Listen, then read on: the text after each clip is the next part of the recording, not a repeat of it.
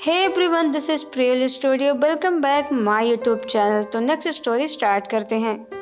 संजय तो अपनी भाभी रुक्मणी के पास आने में बहुत संकोच कर रहा था। वो सोच रहा था कि पता नहीं भाभी के पास जाऊंगा और वो ना जाने मुझसे क्या मांग लेंगी। पूरा परिवार साथ बैठा था, इसलिए उस वक्त तो रुक्मणी ने संजय से कुछ नहीं कहा, लेकिन मौका देखकर वो उसके पास गई और बोली, तुम थोड़ी देर बाद मेरे कमरे में आना, और हाँ, अकेले आना। संजय तो घबरा गया, न जाने अब उसकी भाभी उससे क्या कहेगी और वो उसे इस तरह कमरे में क्यों बुला रही हैं, वो भी अकेले। सब ठीक तो है। उसने सभी के सामने कुछ जाहिर नहीं होने दिया। अपने बड़े भाई पंकज को भी उसने इस बारे में कुछ नहीं कहा। पंकज तो आज बहुत दिनों बाद सबके साथ बैठकर खाना खा रहा था।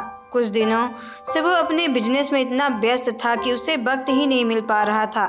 दोनों पति पत्नी में शायद अनबन चल रही थी और ये बात संजय को पता थी। जब परिवार के सदस्य सोने चले गए तब पंकज रोज की तरह बाहर टहलने निकल गया। मौका देखकर संजय अपनी भाभी रुक्मणी के कमरे में बाहर जाकर खड़ा हो गया। उसने धीरे से दरवाजा खटखटाया तो रुक्मणी ने झट से दरवाजा खोला और संजय को अंदर ले गई। वो तुरंत बोली, संजय, तुम तो जानते हो हमारी शादी को 1 साल होने आया है, लेकिन अभी तक हम दोनों एक दूसरे को साथ कोई खास वक्त नहीं मिला। हाँ, मुझे परिवार में रहना पसंद है, लेकिन कभी कभी पति पत्नी को अकेले में वक्त बिताने की जरूरत होती है। मुझे सबके साथ घूमना फिरना पसंद है, लेकिन आज तक कभी भी हम दोनों अकेले नहीं गए। पंकज तो ज्यादातर काम में ही व्यस्त रहते हैं और जब घर आते हैं तो पूरे परिवार के साथ बैठने में उनका वक्त निकल जाता है। मेरा यकीन मानो, परिवार के साथ बैठना मुझे अच्छा लगता है। लेकिन संजय एकदम से रुक्मणी को टोकते हुए बोला, भाभी, आप घबराइए मत। मैंने आपसे वादा किया था कि आपकी इस एनिवर्सरी पर आप मुझसे जो भी मांगेंगी मैं आपको दूंगा।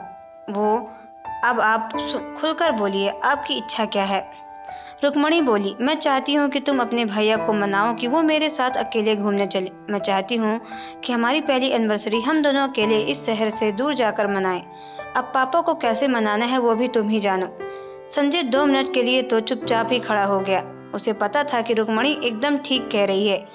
वो ये भी जानता था कि भाभी परिवार के से प्यार करती है, लेकिन पति पत्नी को भी अकेले के वक्त बिताने की जरूरत होती है और हमेशा पूरा परिवार हर जगह साथ जाए ये जरूरी नहीं है। पर आज तक हर फैसला पापा यानी नरेंद्र जी ने लिया था और पूरा परिवार हमेशा हर जगह साथ ही गया था। ऐसे में उन्हें इस बात के लिए मनाना, भैया भाभी अपनी एनिवर्सरी अकेले मनाएंगे, संजय के लिए बहुत मुश्किल होने वाला था। नरेंद्र जी बहुत रूढ़िवादी थे। ये उनका स्वभाव बहुत अच्छा था, लेकिन उनके आदर्श और उसूल एकदम पुराने जमाने वाले थे। उन्हें लगता था कि परिवार को हर वक्त साथ रहना चाहिए। अगर कहीं घूमने जाए तो सबको साथ जाना चाहिए, इससे प्यार बढ़ता है। हर सुबह सभी नाश्ता ना साथ खा बढ़कर करते थे, चाहे कोई कितना भी लेट हो, लेकिन साथ बैठकर नाश्ता करना अनिवार्य था। कभी कभी पंकज अगर शाम के खाने पर देरी से आता तो भी नरेंद्र जी उसको बहुत ज्यादा गुस्सा आता। संजय जानता था कि अगर वो सीधा जाकर अपने पिता के इस बारे में बात करेगा तो उनका दिल बहुत आहत होगा।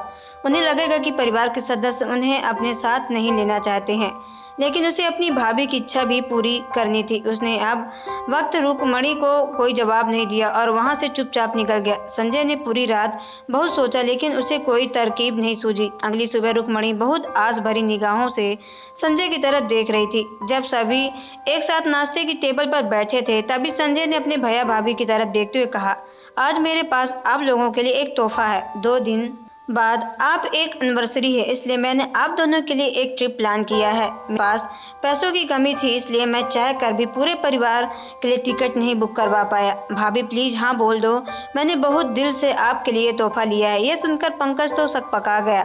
वो संजय की तरफ देखने लगा और तभी उसने अपने पिता की तरफ देखा तो वह अभिसंदित थे और कुछ बोलने लायक स्थिति में नहीं रहे। एक तो संजय ने अपनी कमजोर आर्थिक स्थिति की बात कह दी और दूसरा ये बात सुनकर रुक्मणी इतनी ज्यादा उत्साहित हो गई कि नरेंद्र जी चाह कर भी बहू के उत्साह को दबा नहीं पाए। बड़ी मुश्किल सुबह चेहरे पर एक भरी मुस्कान लाकर बोले, अगर संजय ने अपनी तनख्वाह से तुम्हारे लिए तोहफा लिया है तो तुम्हें इसकी बात का मान रखना चाहिए। जाओ, तुम दोनों तैयारी कर लो। तुम लोग वापस आ जाओगे तो हम तुम्हारी एनिवर्सरी साथ मिलकर भी मना लेंगे।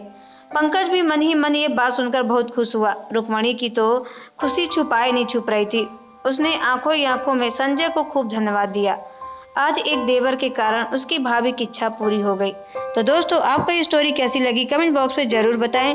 अगर आप हमारे चैनल पर नए तो चैनल को सब्सक्राइब करके बेल आइकन को प्रेस कर लें, ताकि आने वाली सभी वीडियो का नोटिफिकेशन आपके मोबाइल पर सबसे पहले पहुंचे, क्योंकि मैं ऐसे ही वीडियो आप लोगों तक लाती रहती हूँ। तो चलिए मिलते हैं नेक्स्ट वीडियो पे। ओके बाय, टेक केयर, धन्यवाद।